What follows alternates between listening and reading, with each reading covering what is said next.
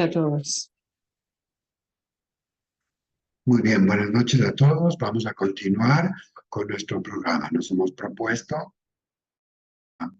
una ampliación, digamos, en detalle de los pares biomagnéticos y hoy día nos corresponde el Epstein virus. Este es un virus de la familia de los herpes viridae. Voy a compartir pantalla. Este se ubica en el occipital, el otro área anatómica del cerebro, que está en la parte posterior, justamente aquí. Aquí es donde impactamos y donde podemos pescar, digamos, el Epstein virus y, claro, por la ubicación puede causar confusión mental, síntomas, inclusive la esclerosis múltiple puede estar causada por este virus. Pero antes de continuar con la parte de la microbiología, vamos a revisar de la función anatómica que tiene el óvulo occipital. Esta es una región que procesa fundamentalmente la parte visual. Este es encargado de descifrar los impulsos eléctricos. A través del nervio óptico se capta las imágenes, pues, y va hacia este lóbulo para la interpretación, justamente aquí en la parte posterior. Eso es lo que hace el área occipital, se conoce como el área visual primaria. Se dice visual primaria porque ya en la interpretación participan otras áreas del cerebro. Ya en darle el valor, el contenido y todo eso, hay otras áreas involucradas como el área parietal, que tiene que integrar no solamente la parte visual, sino la parte de memoria, la parte de comprensión, en fin, otras áreas. Aquí en el proceso visual primario, entonces, aquí tenemos cómo llega la señal. Aquí tenemos un detalle de la parte del ojo, aquí tenemos la pupila, aquí tenemos el iris, aquí tenemos el cristalino, que es el que se afecta o que cambian, ponen un lente cuando hay esta, ¿cómo se llama? Esta afectación de la visión. Las cataratas. Las cataratas, exacto, que se opaca el cristalino. Luego tenemos aquí la mácula, también tenemos el gel vítreo, la retina, y esto tiene conos, bastoncillos, unos para el color, otros para el blanco y negro, y al final tienes el nervio óptico. Y esto es lo que a través, o sea, la señal lumínica se convierte en una señal eléctrica que va a ser decodificada en la parte posterior del cerebro. Aquí tenemos esta área primaria y aquí tenemos otras áreas secundarias que tienen que ver ya con el procesamiento, con la percepción de formas y contornos. La corteza visual primaria ayuda a distinguir las formas del contorno en el campo visual, pero son procesos complejos. O sea, nos percibimos el mundo, pero una cosa es percibir el mundo y otra cosa es la comprensión, y esa comprensión está a cargo de otras áreas. Aquí tenemos nosotros de la percepción de colores también, contribuye a la percepción de colores y la discriminación de diferentes tonalidades. Aquí ustedes se fijan cómo se cruzan aquí. Lo que va de este ojo, en este caso del ojo izquierdo, aquí se entrecruzan las fibras. Esta porción de aquí es el quiasma óptico, que nosotros lo tenemos impactando en las partes laterales a nivel lateral en el quiasma óptico, curiosamente para apoyar el sistema linfático. Pero, volviendo sobre esto, aquí va hacia la parte posterior y aquí es donde se decodifica la señal nerviosa, eléctrica nerviosa. Y de este lado, del ojo derecho, se va a ir hacia el lado izquierdo. Así es como se procesa y trabaja esto. Aquí tenemos el procesamiento. El área occipital también es esencial para el procesamiento del movimiento. Imagínense ustedes cómo un ave, por ejemplo, estos que están en la costa, estos que se clavan en el agua, no se olviden que la distorsión que produce el agua el movimiento del agua para el objetivo, imagínense qué capacidad visual que tienen y qué precisión. A mí me sorprende mucho ver que se pasan los pájaros a unas velocidades impresionantes y ahí van y se ubican en una rama. O animales como los halcones, que pueden ver a gran altura y se clavan y ahí van tras su objetivo. Es impresionante. Tienen que tener un desarrollo visual, quién sabe si es superior al nuestro. Algo que me ha sorprendido también en este análisis que he estado revisando del campo visual es que las cámaras que tenemos en nuestros celulares tienen más precisión y más número de píxeles que nuestro ojo. Es decir, las cámaras que puede tener hablemos un androide, son mucho más perfectas y exactas, inclusive pueden tener visión nocturna que nosotros no la tenemos. Por eso han visto los soldados de élite, pues tienen unas gafas especiales para visión nocturna, que les ayuda a compensar. Bueno, eso es lo que tenemos nosotros en la naturaleza, la decodificación de estos colores que de todas maneras tienen un límite de frecuencia de onda que va del rojo al violeta. El ultrarrojo ya no lo vemos, o el infrarrojo y el ultravioleta tampoco. Hay un umbral máximo y mínimo. Ese es el proceso. También hay otro tema que es importante analizar, la cantidad de informática y de consumo de energía que conlleva este proceso. Es igual que cuando tú estás hablando por teléfono, si baja la calidad de la conexión, de la conectividad con Wi-Fi, entonces tú puedes quitar la imagen y puedes continuar la comunicación.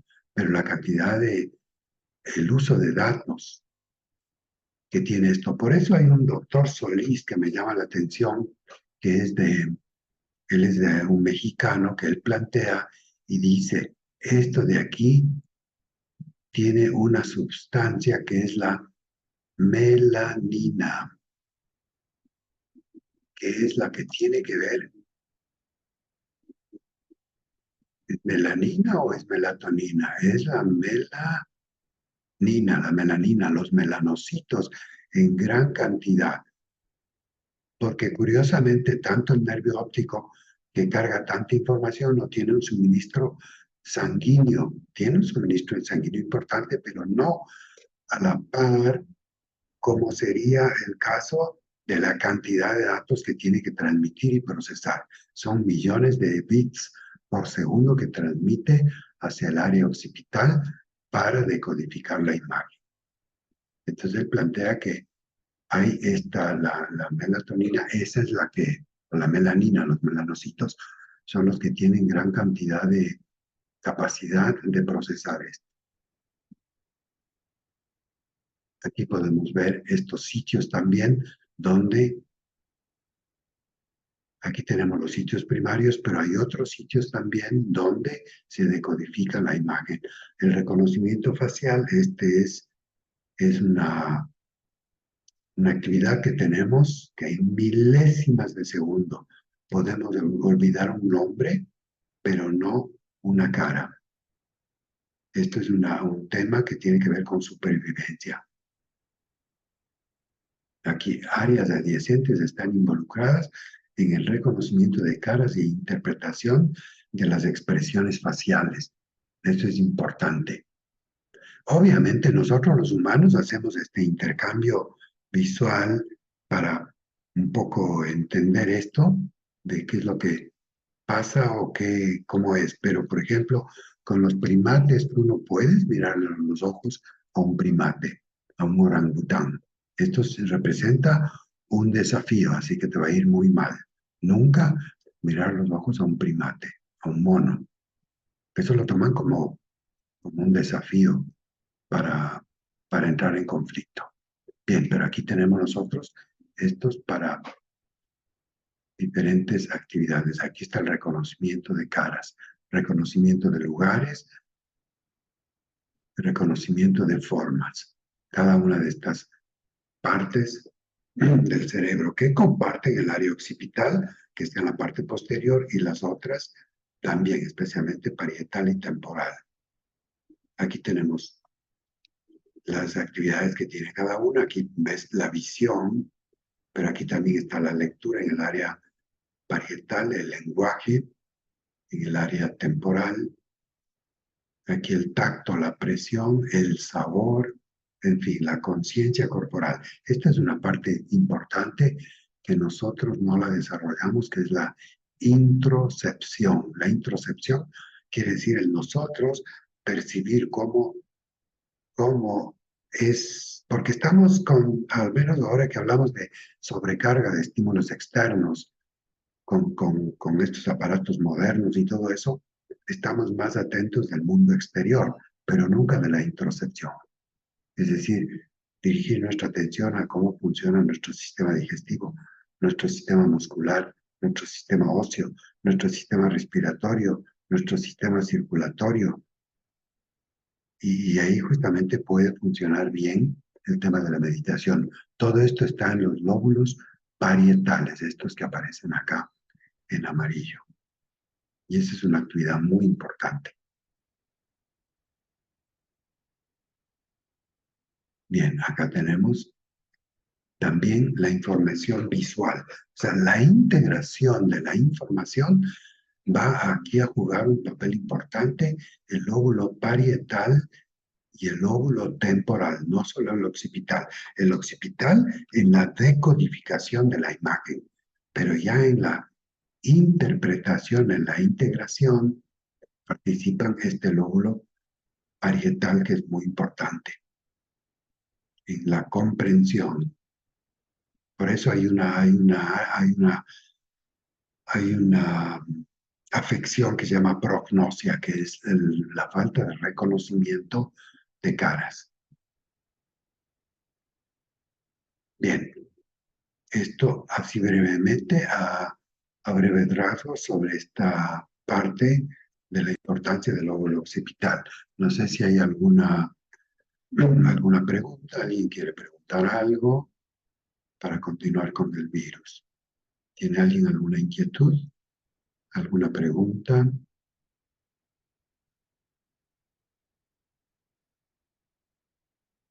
Bien, continuamos entonces.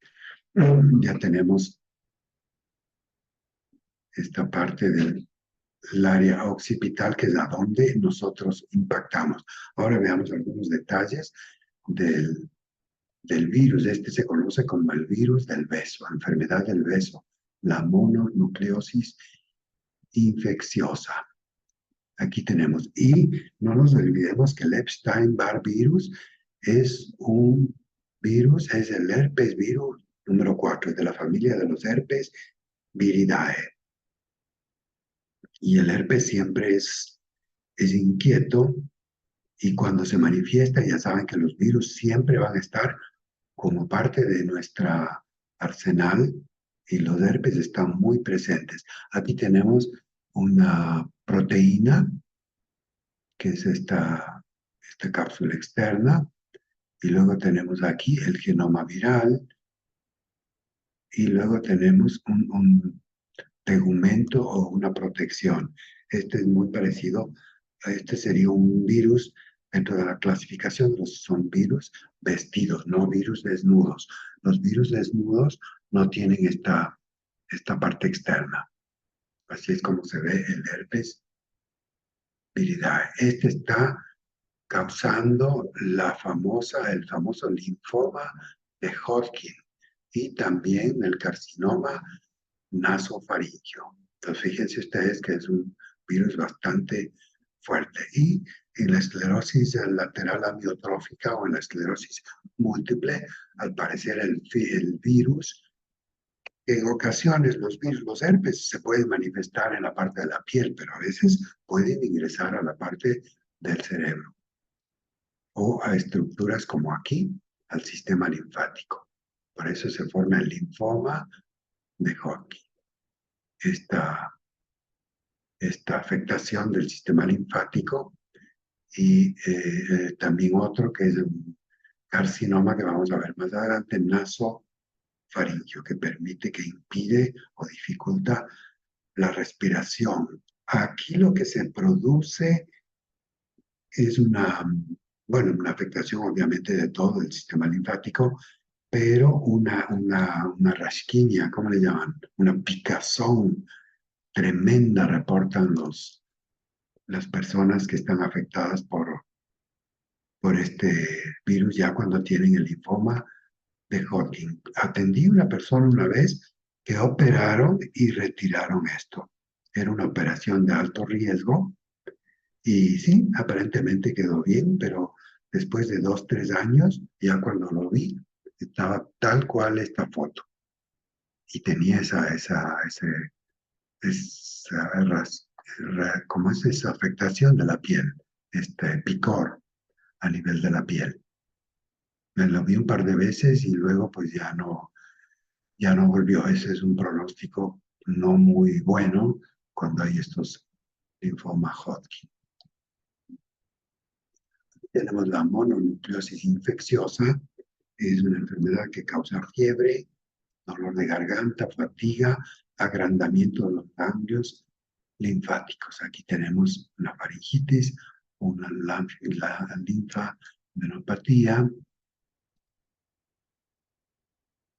y aquí tenemos bueno, aquí también puede causar, fíjense ustedes que puede causar el rash cutáneo que hablábamos, esta rasquiña, y también puede no solamente afectar a nivel de estas áreas, sino de otras áreas, como esta hepatomegalia, que sería un hígado muy grande, o un vaso también muy grande. Eso es lo que puede causar la mononucleosis cuando el virus se ubica en otras áreas del cuerpo. El virus va a afectar o va a invadir otras áreas del organismo. Por eso puedes tener un problema hepático, pero hay que buscarle. Puede estar en este Epstein virus. Aquí hay estudios sobre la relación entre el Epstein-Barr virus y el linfoma de Hodgkin. Bueno, estas son líneas de investigación que siempre están haciendo. Aquí en la etapa 1, en estos estadios, aquí está afectación en los ganglios. En una etapa 2, aquí ya tenemos estos ganglios del cuello más el hígado. En una etapa 3 ya tenemos el cuello, el hígado, el vaso. Y en una etapa 4, pues ya tenemos una afectación mayor a otras áreas, prácticamente de todo el tubo digestivo. En estos estudios, en estas líneas de investigación, ven que hay una proporción significativa del linfoma Hodgkin con el Epstein-Barr virus. Entonces, cuando venga alguien con una enfermedad de esta naturaleza, pues chequeen Epstein-Barr virus, que está en occipital.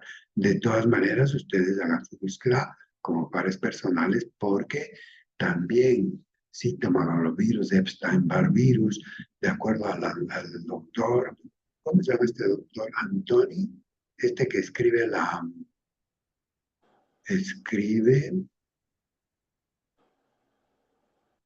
hay un libro que escribe sobre el médico, si alguien se recuerda, no es Anthony Hopkins.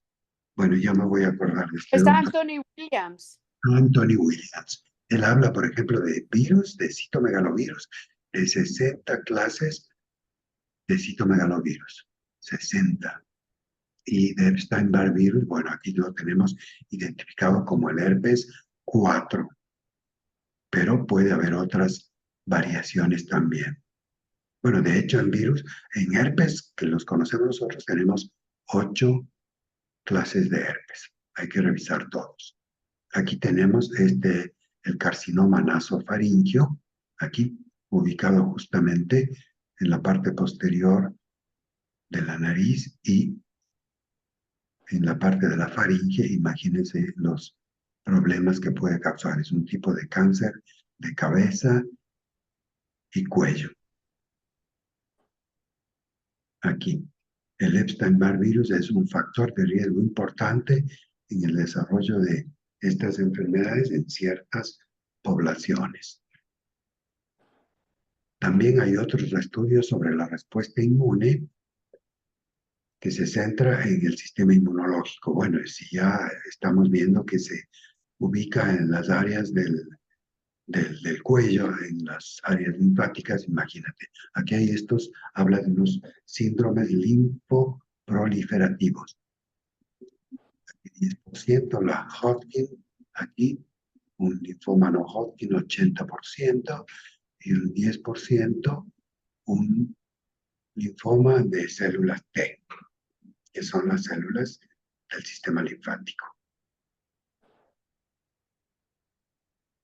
Aquí también hay el estudio de la prevalencia en las poblaciones en general. Y aquí podemos ver factores epidemiológicos, como en países en desarrollo. La infección se presenta en estadios tempranos, en edades tempranas. Generalmente es asintomática, es decir, como un virus que tienes que prácticamente puede haber o no manifestaciones herpéticas. Y esto en países en desarrollo, es decir, en países que están en vías de desarrollo, para no decir tercer mundo. En países industrializados, la infección se presenta en la adolescencia y adultos jóvenes. Aquí se manifiesta como estas mononucleosis infecciosas. Y acá se presentan más o menos unos 100.000 casos al año de mononucleosis, solo en los Estados Unidos. 100.000 casos de mononucleosis. Y aquí lo que ayuda a comprender mejor cómo se propaga el virus y cuáles son las poblaciones más afectadas. De hecho, si uno busca en la internet, hay mapas mundiales en donde se puede encontrar en qué países hay más presencia del Epstein-Barr virus. Bien, hasta aquí, ¿alguna pregunta sobre este Epstein-Barr virus que está en occipital? Lo que comentábamos con el doctor Boyce es que es tremendamente contagioso y los terapeutas siempre tenemos que de cuando en cuando poner occipital, pónganselo, porque se transmite, si bien es verdad que es la enfermedad del beso, pero no exclusivamente a través de un beso. Adelante, Mariela. Y nada más para tener claro lo que dijo usted anteriormente, tiene que ver con la fatiga crónica, ¿cierto? Y también con el linfoma no Hodgkin, me está diciendo. Y la esclerosis múltiple, ¿también tiene que ver el Epstein-Barr? Tiene que ver el Epstein-Barr virus en esclerosis múltiple. La esclerosis múltiple es una enfermedad neurodegenerativa y es cuando el virus se entra en el conducto medular. Entonces, ahí afecta todas estas estructuras y esto produce unas piernas de hule que se llaman, igual que cuando con otros virus. Hay este virus, ¿cómo se llama este que está entre pineal con hipófisis, que es uno de los primeros que vimos? Ese es otro virus que produce Guillain-Barré. Guillain-Barré, correcto. Produce piernas de hule. Pero cualquier infección que se ingrese en el conducto medular, imagínate tú. Le han hecho demasiados exámenes, pero no le arroja. Parece no le han diagnosticado con claridad los hechos de esclerosis múltiple, pero no le sale el Epstein-Barr. Según me dijo hace unos meses, yo tengo que ir en diciembre a verlo, porque está en Nevada, yo estoy muy lejos de ahí, entonces me llamó la atención que dijera que tenía que ver con la esclerosis múltiple, porque o era distrofia muscular o era esclerosis múltiple. Con la distrofia no tiene que ver, ¿o sí? Bueno, la distrofia, cuando estamos hablando de esclerosis múltiple o distrofia, estamos hablando de las manifestaciones, en este caso de una afectación de los músculos, pero siempre tratamos de ir a la parte, digamos, de la etiología. Por eso tratamos los microorganismos. Y puede ser este microorganismo o como el que estábamos hablando, el Guillain-Barré, pero también puede ser el citomegalovirus, que también tiene que ver como parte de la familia de los herpes viridae.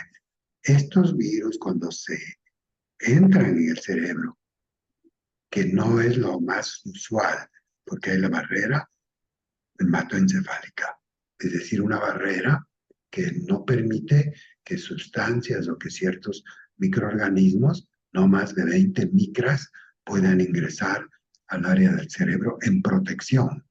Pero a veces pueden viajar, pero ya los virus ya saben que apenas son estructuras muy, muy pequeñitas que pueden viajar en el torrente sanguíneo y activarse a nivel del cerebro.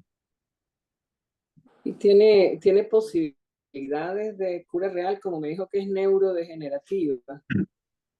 Es neurodegenerativa cuando ya, digamos, se ha instalado en ciertas áreas, como en el conducto medular, pues ya resulta más complicado.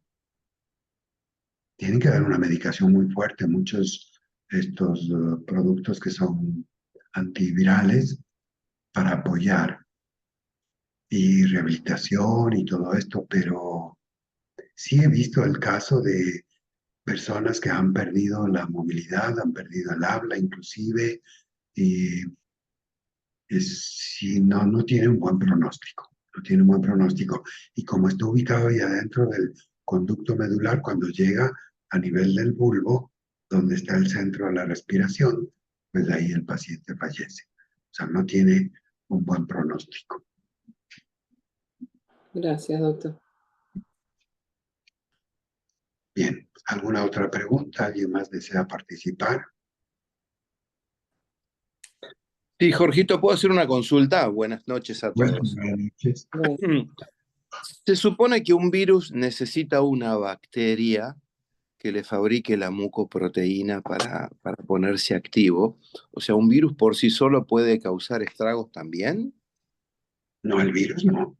El virus es una entidad que está en el límite entre lo inerte y lo que lo convierte o le da viabilidad es justamente la bacteria, o una bacteria o una célula, donde haya ADN para insertar su material.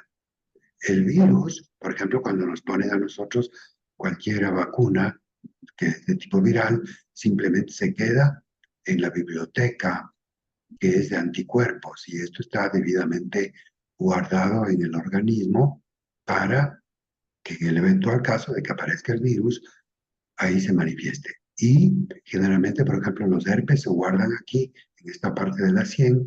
Aquí hay un ganglio del trigémino, en donde están ahí quietitos.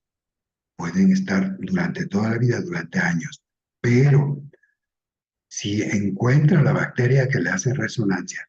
Pero la otra pregunta, ¿cuándo es que un virus se activa? Cuando estamos en estrés excesivo, cuando estamos inmunosuprimidos. Pero ahí tenemos nosotros que revisar el entorno e ir a la parte de la epigenética.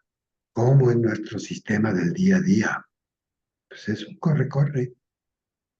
Es estar sometido a presiones.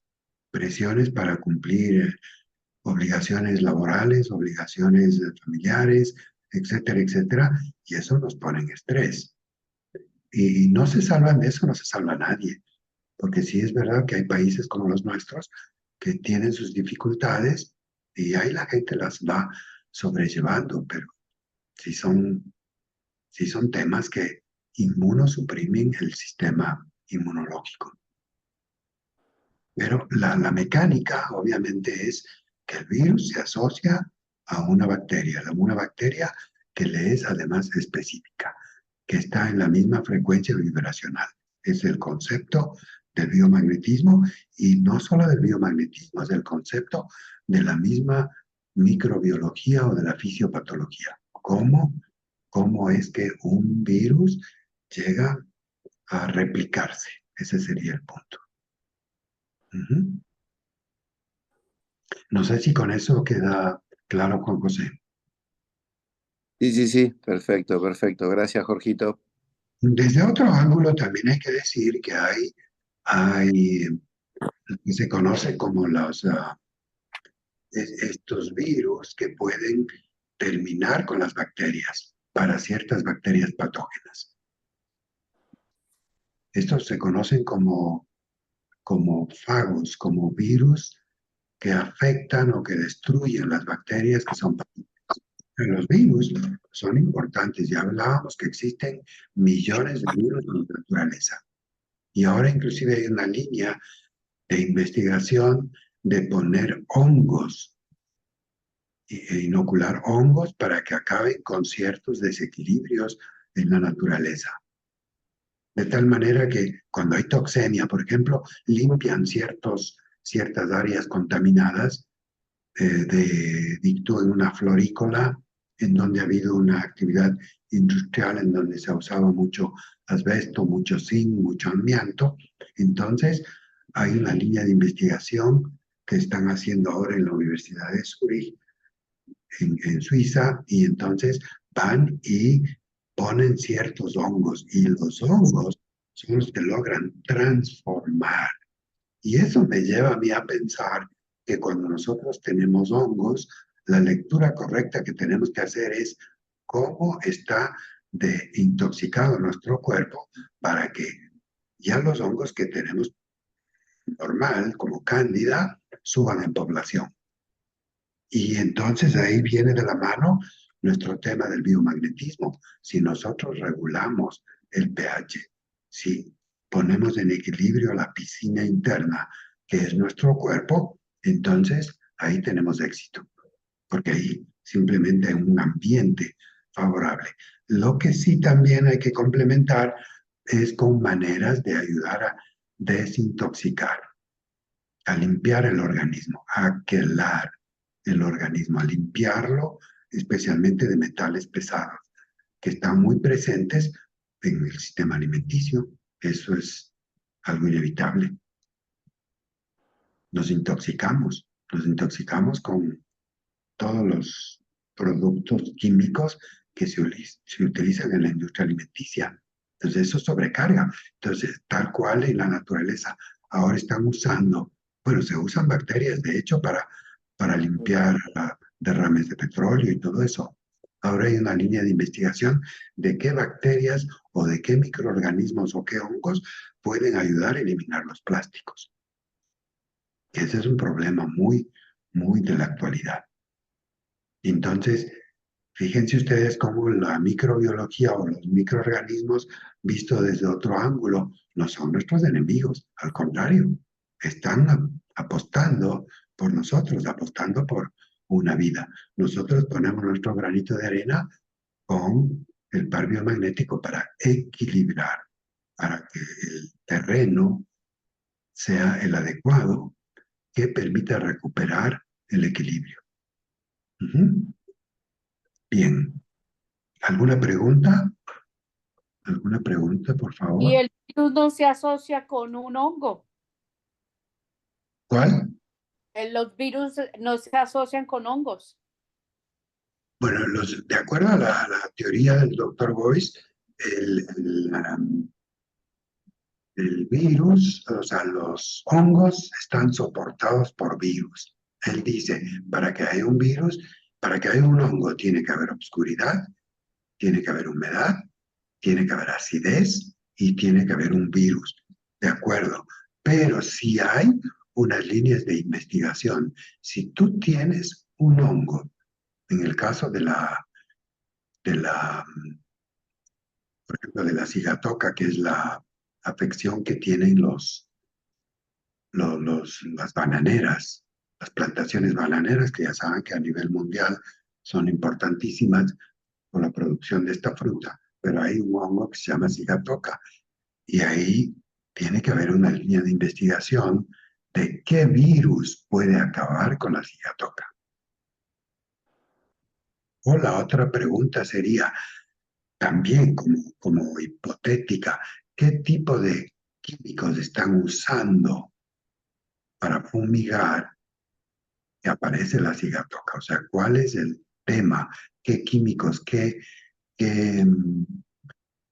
es lo que usan? Fertilizantes, ¿qué tipo de fertilizantes da lugar a que aparezca esto en plan de desintoxicar? Claro, dentro del criterio estándar, digamos, común, va a decir, bueno, si tenemos un hongo hay que acabar con el hongo, hay que destruirlo a como dé lugar. Adelante, Jorge. Buenas noches. ¿Sí me Bueno, escuchan? sí, adelante, adelante. Tú tienes una experiencia en el campo y nos puedes aclarar estos conceptos. Sí, eso quería ayudar un poco más en la cuestión. Yo he trabajado en bananeras y en todo lo que es cultivo agrícola, de ciclo corto y de ciclo largo. Ya. Los bananos normalmente son ciclo largo o intermedio, porque tiene su vida útil, aunque se va renovando constantemente, pero no es no es la misma producción, la misma calidad. En todo caso, la sigatoka negra que se llama, hay un químico que lo hace Guaquímica, que lo hace Agripac, y todas las empresas estas transnacionales que están vendiendo ese tipo de químicos, la mayoría tienen como componente principal la cipermetrina. La cipermetrina para eliminar ese tipo de...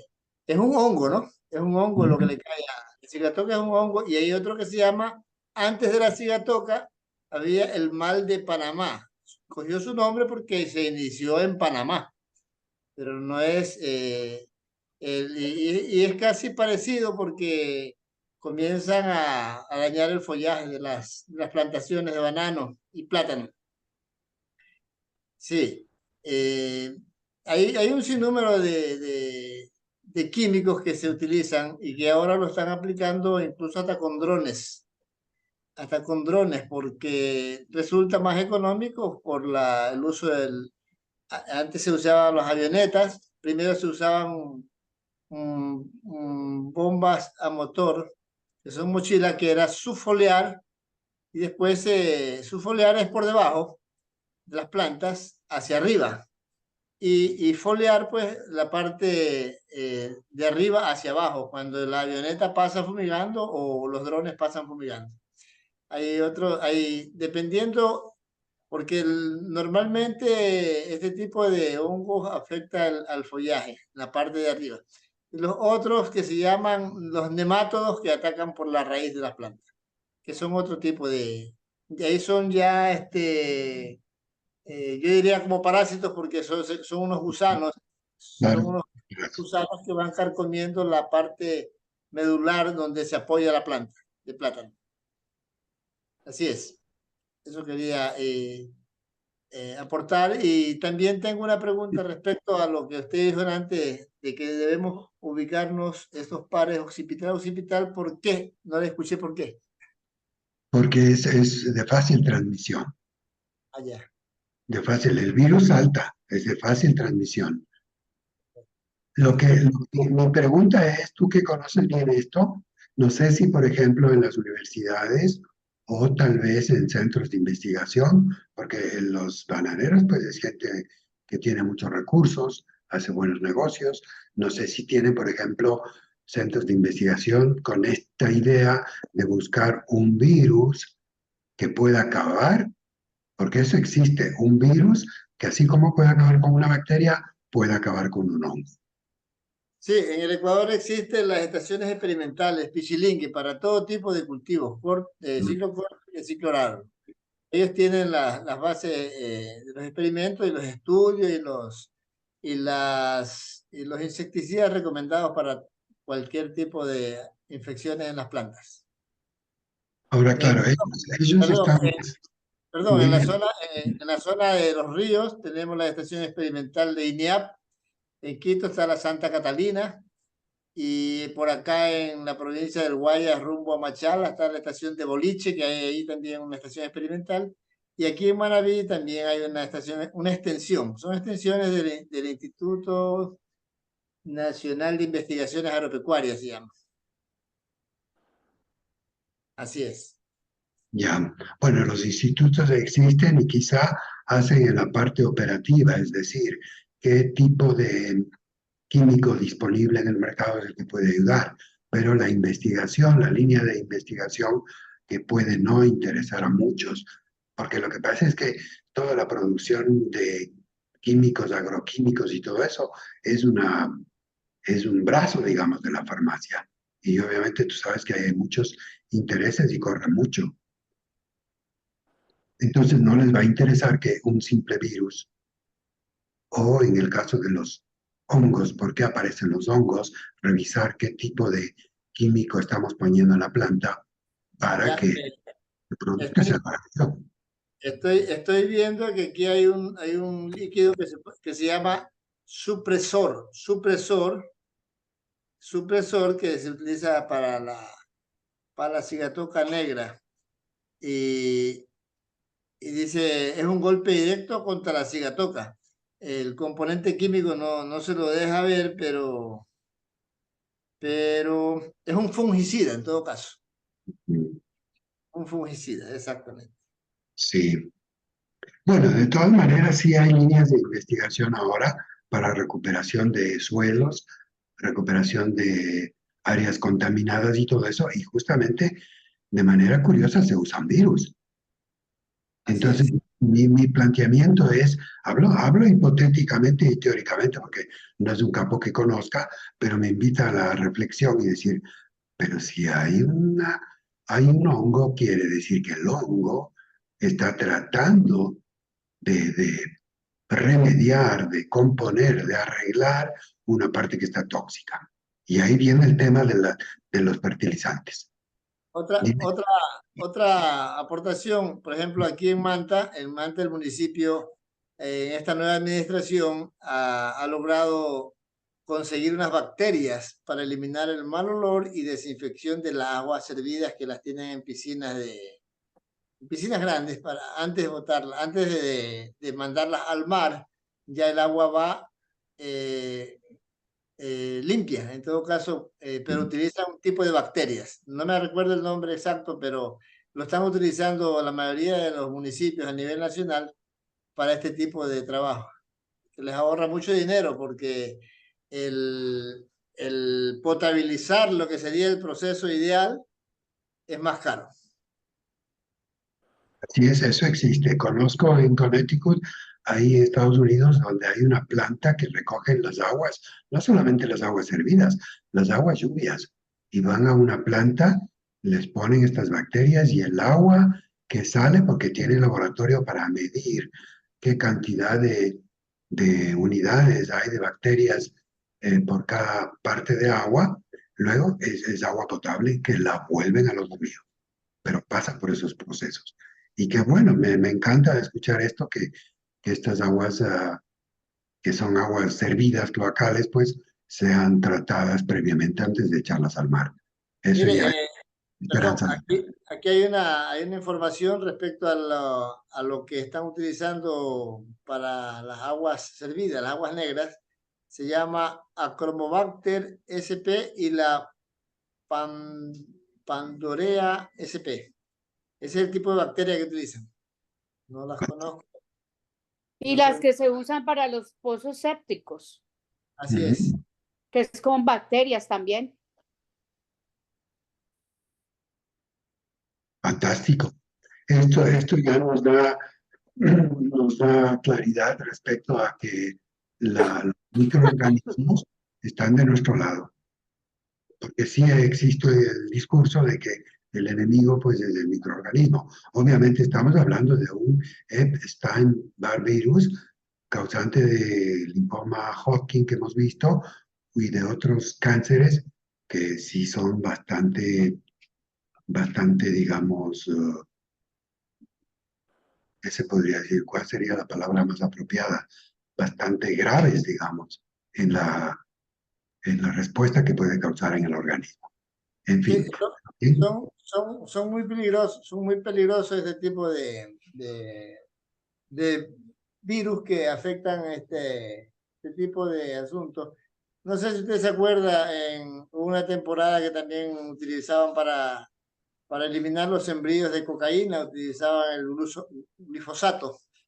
El Ya. glifosato. Y eso es cancerígeno. Y la mayoría de los casos de la enfermedad que usted acaba de decir ahorita, en el campo se ven muchos de esos casos con personas con ese tipo de afecciones. Ujú. Es por los insecticidas. A veces también es por el mal manejo, porque la gente no toma las debidas precauciones para el manejo de los insecticidas. Bueno, lo que he visto y he tratado a varias gentes, porque había un proyecto con gente de la selva entre la frontera de Ecuador y Perú, que había glifosato por un lado, por el otro lado había la quema de las torres de petróleo, la quema del gas, que es más económico que envasarlo como plan de negocios, pero había cantidad de cáncer, especialmente en mujeres, cáncer de mama que atendí y cualquier cantidad de estos problemas justamente por el uso de estas sustancias. Ahora, si nos ponemos a ver así, ¿por qué se generan?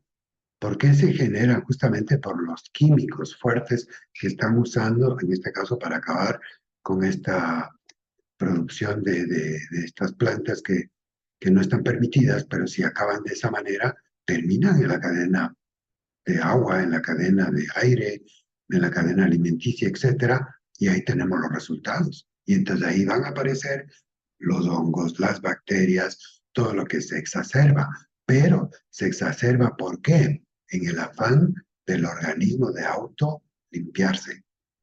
Entonces, si hay líneas de investigación que, como este que tú manifiestas, hay el uso de ciertas bacterias que van a favorecer, pues podrían inyectarte bacterias, como hacen ahora, que inyectan hongos, micelios, e inyectan en terrenos que están, digamos, ya no productivos, que habían áreas industriales que están abandonadas y que ahora las recuperan de ese modo. ¿Cómo? Con hongos, generando un micelio muy importante que va a crecer y lo van inyectando en las plantas. Van inyectando en el campo. Bien, vamos a avanzar un poquito. Como vamos de tiempo, casi estamos sobre el tiempo, apenas un abreboca. Aquí, bueno, el siguiente par que vamos a ver la siguiente semana, pues es temporo-occipital y este es un micoplasma. Esta es una inflamación oportunista de órganos reproductores transmitido por plumas de aves algodón. Tengan cuidado con las aves, las palomas especialmente. Esto puede causar sangrados y una serie de problemas.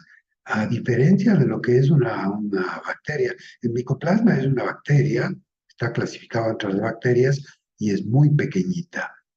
Apenas tiene una envoltura, no tiene una pared rígida como tiene una bacteria. Una bacteria tiene todas estas estructuras.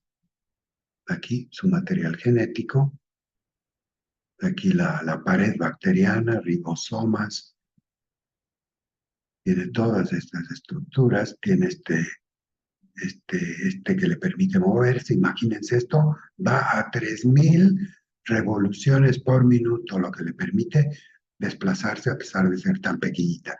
Esta tiene los ribosomas, que son acarreadores de moléculas o de proteínas. Y aquí tenemos esto. Este sería el micoplasma, que en tamaño, pues en relación a una bacteria normal, pues muy, muy pequeñita.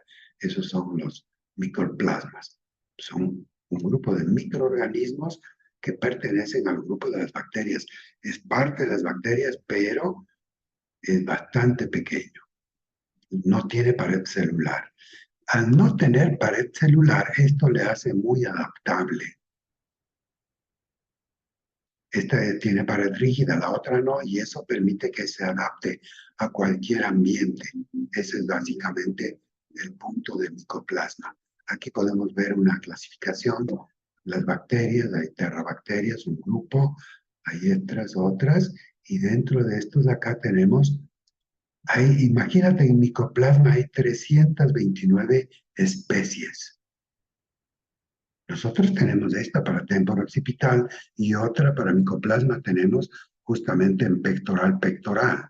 Pero imagínense ustedes que hay un micoplasma genitalum, hay un micoplasma hominis, hay un micoplasma pneumoniae. Mi invitación a ustedes que asisten a estas clases y que ya están bastante avanzados, busquen ustedes, busquen nuevos pares. Ya saben que hay otras variaciones.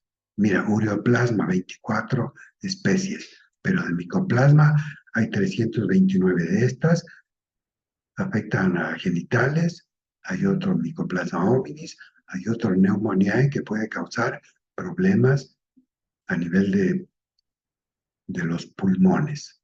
En fin, esto es solamente como una pequeña adelanto, pues, y ¿alguna pregunta? La próxima semana continuamos con témpora occipital, pero mi invitación a que investiguen también, vayan buscando pares nuevos. Dime, Claudia. No, simplemente sí, los pares personales, sí. Sí, con la misma mecánica de los pares personales, buscar cuando tenemos un paciente y que ya lo vemos un par de veces y que vemos que no se arregla, o simplemente como hay pacientes que a veces vienen bastante afectados, digamos, ya con enfermedades más serias. Bien, muy bien. También, Jorge, muchas gracias por tu participación y también quiero agradecerles a todos ustedes. Nos vemos la próxima semana. Mi querida Claudia, Liliana, Jorge. Gracias. Excelente fin de semana. Nelson, Gracias mismo. Susana y Jordán. Muchas gracias. Buenas noches. Muchas gracias, doctor. Buenas noches. Hasta luego. Un buen fin de semana. Chao, Mariela. Chao a todos. Buenas noches. Chao. Hasta la próxima. Gracias. Chao, Gloria. Bye. Bye, bye.